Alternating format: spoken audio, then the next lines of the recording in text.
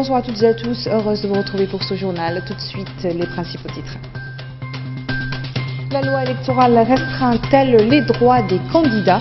La réponse circonstanciée des politiciens.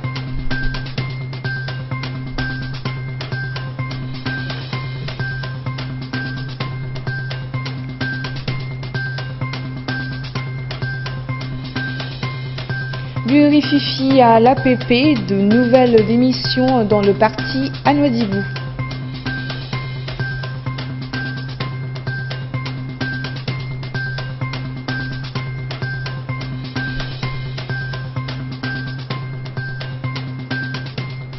Ibrahim Aboubacar Keïta en tête du premier tour de la présidentielle au Mali. Un second tour l'opposera au chef de file de l'opposition, Soumaïla Cissé, comme en 2013. Bienvenue à tous. La loi électorale actuellement en vigueur est-elle attractive pour les partis politiques? Une question d'actualité au moment où les formations politiques sont tenues de respecter les exigences des textes juridiques. Parmi ces exigences, le respect des quotas des femmes dans les fonctions électives. C'est Récit Libé, reportage. Le processus électoral dans la perspective des élections de septembre prochain est bien lancé. Au niveau de la Commission électorale nationale indépendante, on a réceptionné tous les dossiers de candidature pour les élections législatives régionales et municipales. Les différentes dates de dépôt de dossiers sont arrivées à échéance. La dernière concerne les législatives. Elles ont été clôturées hier soir à 0 heure.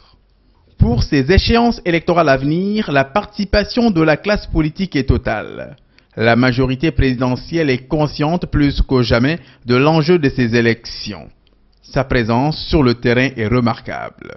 Le vocable boycott, qui a été longtemps en mode d'expression démocratique d'une partie de l'opposition, est révolu. L'opposition a changé de fusil d'épaule. Que pense-t-elle de la loi électorale? Ce n'est pas le contenu de la loi qui est réellement en cause, c'est plutôt le manque de concertation et l'absence de consensus électoral. Or, ceci est fondamental en matière de démocratie.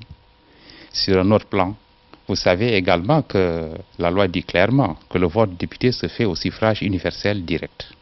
Et nous allons vers une assemblée qui va élire ses pairs, autrement les députés de la diaspora, ce qui est complètement illégal. Je pense que la classe politique et le gouvernement surtout mauritanien, pour gérer le pays, devait tenir compte du contexte. La politique, c'est d'abord la gestion du contexte.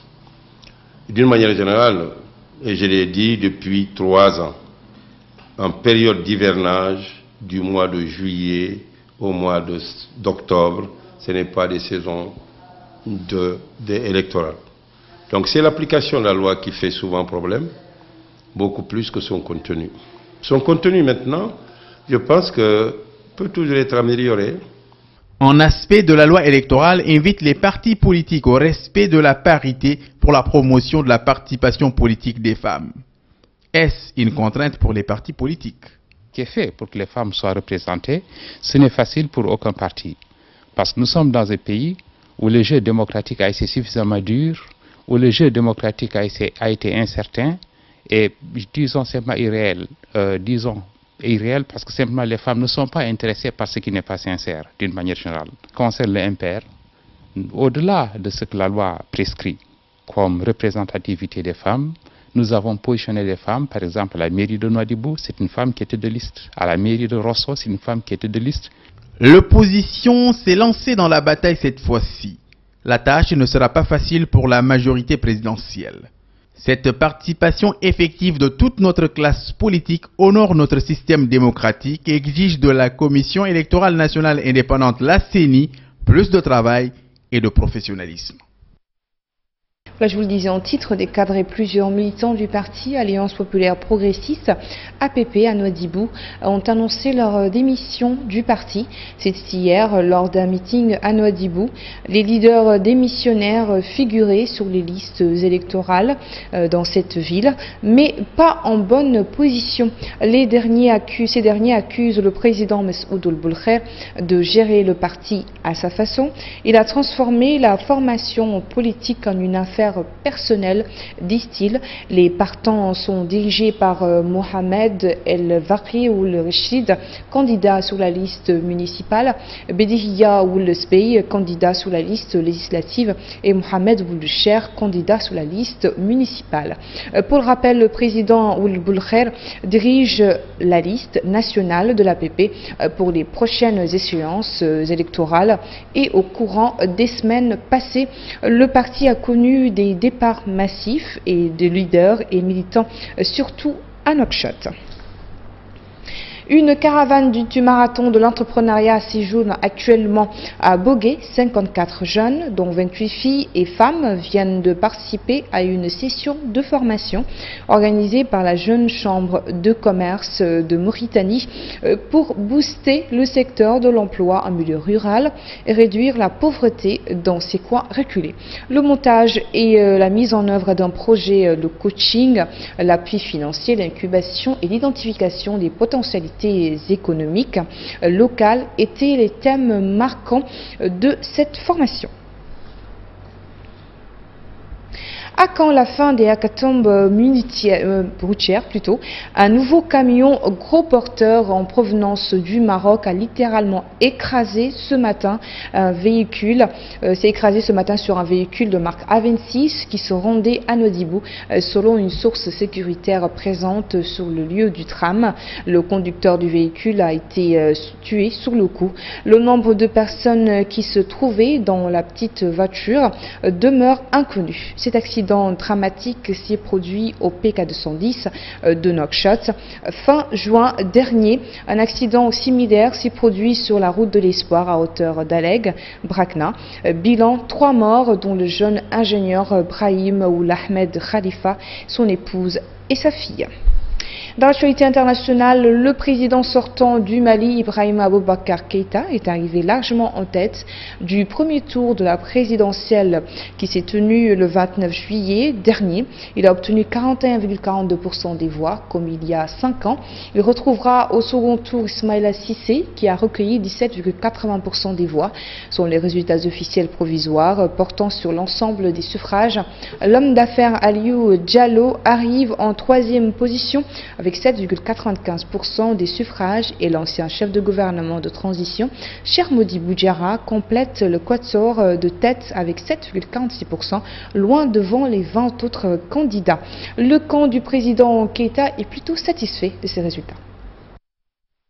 Nous sommes très heureux parce que notre candidat Ibrahima Boubacar Keïta arrive très largement en tête pour ce premier tour, plus de 41% des voix. C'est du jamais vu, surtout dans un contexte où il y avait plus de 24 candidats. Un rassemblement anti-IBK s'est esquissé aussitôt après que les deux tiers des candidats affirment qu'ils n'accepteraient pas les résultats affectés par les irrégularités, disent-ils. Le directeur de campagne de Soumaïla Cissé, Djebili Dramé, s'est félicité à cette occasion de la constitution d'un, dit-il, embryon de front plus tout sauf IBK, estimant que ce dernier a échoué.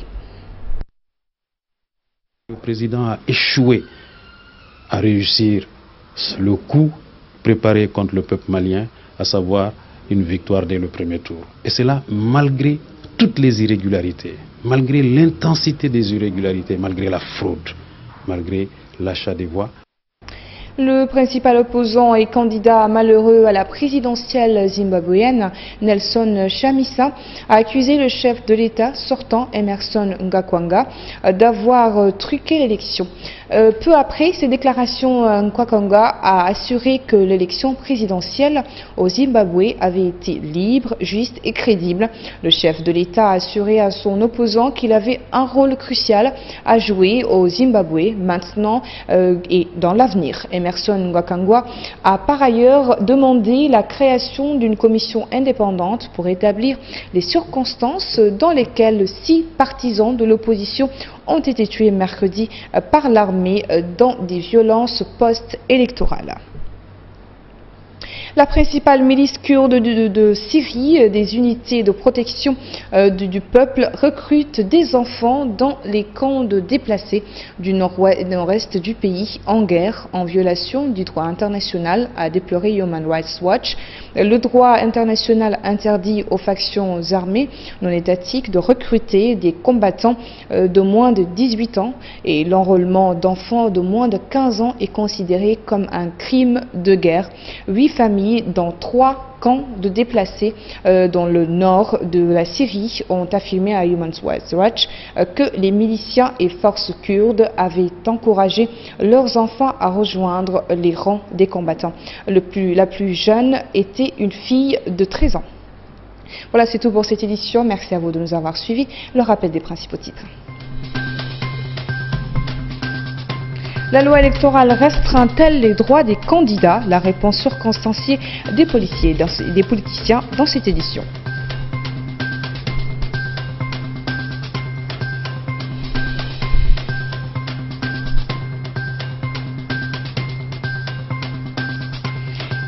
Du rififi à l'APP, de nouvelles démissions dans le parti à Nouadhibou.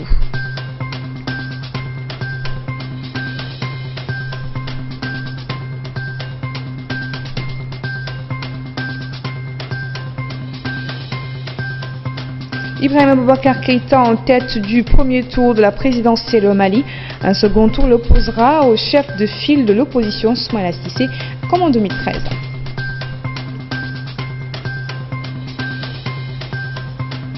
Merci à tous et très bonne soirée sur Sahel TV.